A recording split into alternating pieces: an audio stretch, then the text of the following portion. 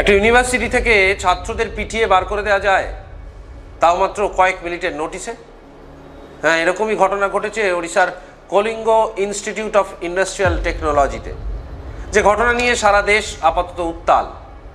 নেপালের এক ছাত্রী সেই বিশ্ববিদ্যালয়ে বিটেক করত, সেই ছাত্রী আত্মহত্যা করে। সে আত্মহত্যার ঘটনার পর উত্তাল হয়ে ওঠে বিশ্ববিদ্যালয়। বিশ্ববিদ্যালয়ের আধিকারিকরা নির্দেশ দেন যে নেপালের ছাত্রছাত্রীদের জন্য বিশ্ববিদ্যালয় বন্ধ করে দেওয়া হবে। আর সেই নির্দেশ দেওয়ার পরেই কয়েক মিনিটের মধ্যে হস্টেল খালি করতে বলা হয় নেপালি ছাত্রছাত্রীদের। সেই নেপালি ছাত্রছাত্রীরা তার বিরুদ্ধে প্রতিবাদ করেছিল, কিন্তু সেই প্রতিবাদের ফল কি হয়েছিল? জুটেছিল মার, চড়, থাপ্পড়, সমস্ত কিছু। এবং সেই মার খেয়েও তারা কিন্তু দমে যায়নি, তারা টানা সেই প্রতিবাদ চালিয়ে গিয়েছে। সে প্রতিবাদের টুকরো টুকরো ছবি ছড়িয়ে পড়েছে সোশ্যাল মিডিয়ায়। ঠিক কী ঘটেছিল সেদিন? 16ই ফেব্রুয়ারি রাত্রে সেই বিশ্ববিদ্যালয়ে চলছিল একটি বিশেষ অনুষ্ঠান, ফেস্ট যাকে বলে। সেখানে বলিউডের এক বিখ্যাত গায়ক পারফর্ম করছিলেন। সেই রাত্রে 21 বছর বয়সী সেই নেপালের বাসিন্দা ছাত্রী আত্মহত্যা করে। কেন আত্মহত্যা করে? পরবর্তীকালে দেখা যায় যে একটি সম্পর্কজনিত কারণে ডিপ্রেশনে চলে যাচ্ছিল সেই ছাত্রী, এবং সেই সম্পর্কে সেই ছাত্রীর সঙ্গে যে ছেলেটি ছিল, সেই ছেলেটি অকথ্য গালিগালাজ করতো ছাত্রীটিকে। এবং সেই গালিগালাজের ভিডিও, সেই গালিগালাজের অডিও পরবর্তীকালে প্রকাশিত হয়েছে সোশ্যাল মিডিয়ায়। माफी मांग प्रकृति, मेरे मुंह मत लग। अजय प्लीज माफ कर दो।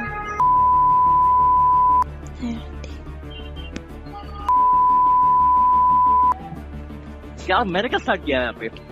कुछ नहीं, मैंने स्टार्ट किया। সেখানে দেখা যাচ্ছে উত্তরপ্রদেশের এক ছাত্র কি অকথ্য ভাষায় আক্রমণ করছে সেই ছাত্রী। তারপর যে কোনো কারণেই হোক সেই ছাত্রী আত্মহত্যা করে। তার ঝুলন্ত দেহ উদ্ধার হয় বিশ্ববিদ্যালয়ের ক্যাম্পাস থেকে। আর সেই দেহ উদ্ধার হওয়ার পরেই নেপালের ছাত্রছাত্রী সহ বিশ্ববিদ্যালয়ের সমস্ত ছাত্রছাত্রীদের মধ্যে একটা তরঙ্গ তৈরি হয়। কিন্তু সেই তরঙ্গকে বাড়তে দিতে চায়নি বিশ্ববিদ্যালয়। সেই তরঙ্গকে দমিয়ে রাখার জন্য শক্তি প্রয়োগ করতে শুরু করেন, প্রথমে মানসিকভাবে, তারপর শারীরিকভাবে। আপনারা একবার দেখে নিন কিভাবে বিশ্ববিদ্যালয়ের প্রতিবাদরত ছাত্রছাত্রীদের নির্দেশ দিয়েছিলেন বিশ্ববিদ্যালয়ের কয়েকজন আধিকারিক। কি বলেছিলেন তারা, দেখুন। You yourself has done this to you. कल रात से समझा रहे हैं तुमको कि लोकल एडमिनिस्ट्रेशन टेक ओवर कर लेगा। तुम नहीं सुन रहे थे? We pack your belongings and just leave. Leave. Or else we leave and again reserve police will come. Okay. If we leave, the police will come. Okay, तो. Okay, तो. You record this also that you have said okay for this. You yourself have said okay for this. What is our mistake? What is our mistake? We don't know. We do not We don't know what is your mistake. We just know that you command us to take this action. नहीं ना समझते हो तो Your country. You are not safe here. ए छोड़ो तुम्हारे embassy चलो You are not safe here.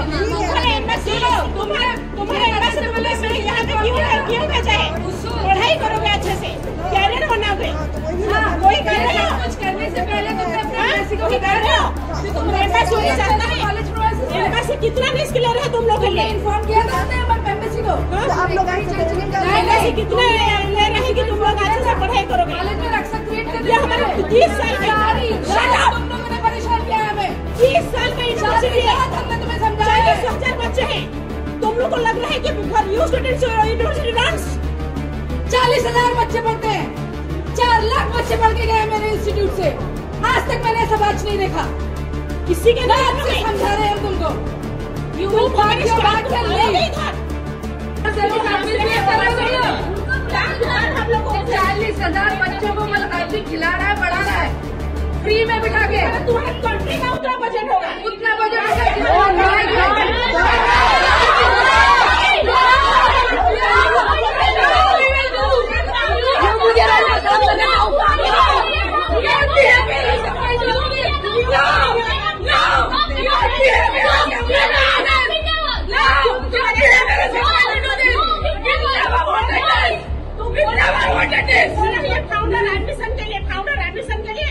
দেখলেন তো কি ভাষায় তাদের হুমকি দেওয়া হচ্ছে।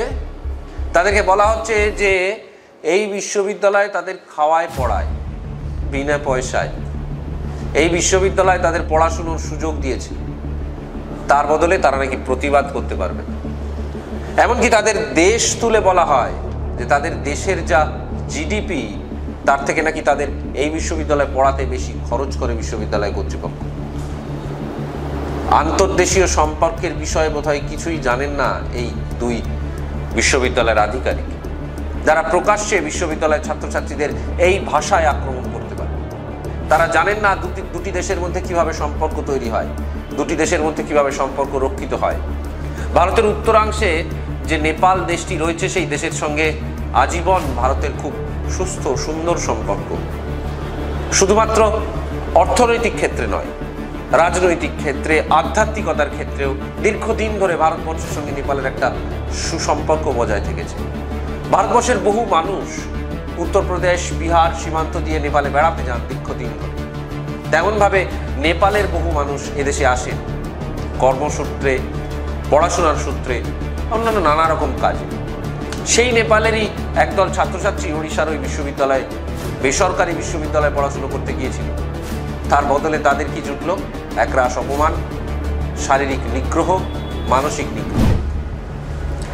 এই আন্দোলন অর্থাৎ কিনা ওই ছাত্রীর মৃত্যুর পর যে প্রতিবাদ শুরু করেছিল ছাত্রছাত্রীরা, সেইটাকে দমাতে প্রথমে বিশ্ববিদ্যালয়ের তরফ থেকে একটি নোটিফিকেশন জারি করা হয়। সেই নোটিফিকেশনে বলা হয় যে বিশ্ববিদ্যালয়ে পাঠরত সমস্ত নেপালি ছাত্রছাত্রীদের অবিলম্বে বিশ্ববিদ্যালয়ের ক্যাম্পাস ছেড়ে যেতে হবে। তাদের জন্য, কেবলমাত্র নেপালি ছাত্রছাত্রীদের জন্য বিশ্ববিদ্যালয়ের দরজা বন্ধ করে দেয়া হলো। এরকম নির্দেশিকা কাউকে দেয়া যায়? কোনো একটিমাত্র দেশের, কোনো একটিমাত্র জাতের, কোনো একটিমাত্র গোষ্ঠীর বা কোনো একটিমাত্র অঞ্চলের মানুষকে এভাবে বয়কট করতে পারে কোনো বিশ্ববিদ্যালয়? এটা তো গণতান্ত্রিক দেশ, পারে না। এখতিয়ার ভুলে গিয়েছিলেন বিশ্ববিদ্যালয়ের আধিকারিকরা। তারপর তারা যখন প্রশ্ন তোলেন যে কেন তারা ক্যাম্পাস ছেড়ে যাবে, তাদের কি অপরাধ? তারা কেবলমাত্র প্রতিবাদ করেছিলেন বলেই তাদেরকে ক্যাম্পাস ছেড়ে যেতে হবে? তার একটি কথাও বিশ্ববিদ্যালয়ের কর্তৃপক্ষ শোনেনি। এক ছাত্র একটি স্থানীয় টেলিভিশনে ইন্টারভিউতে বলেছে যে মাত্র 30 সেকেন্ড দেরি হয়েছিল তার লাগেজ গোটাতে। সেই ঘটনার পরে সেই ছাত্রের জুটেছিল মার, তাকে 3টে চড় খেতে হয়েছিল ওই 30 সেকেন্ড দেরি করার জন্য। আর কে মেরেছিল? সেই বিশ্ববিদ্যালয়ের নিরাপত্তা রক্ষীরা, বেসরকারি নিরাপত্তা রক্ষীরা। এই সাহস তাদেরকে দিয়েছে। কোথা থেকে তারা এই সাহস পান? বিশ্ববিদ্যালয় কর্তৃপক্ষকে এর জবাব দিতে হবে। কিন্তু তারপরেই ঘটনা অন্যদিকে গড়াতে শুরু করে।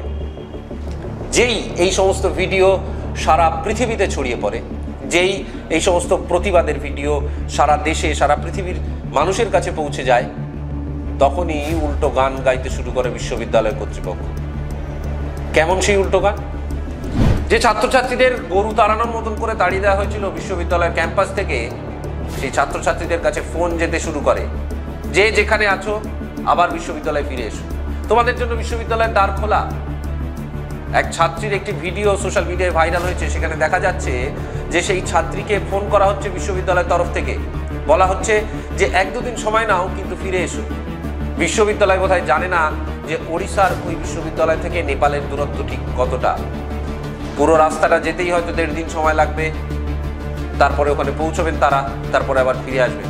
এটা কি মগের মুলুক নাকি যে একজন কাউকে সকালবেলা লাথি মেরে বের করে দেবো আর বিকেলবেলা তাকে আবার চলে আসতে বললে সে চলে আসবে? এই জ্ঞান, এই বোধ, এই বুদ্ধি বোধহয় বিশ্ববিদ্যালয় কর্তৃপক্ষের নেই। আর বলিহারি সেই সব বিশ্ববিদ্যালয়ের আধিকারিক, যে আধিকারিকরা প্রকাশ্যে এভাবে কথা বলতে পারেন তাদের ছাত্রছাত্রীদের।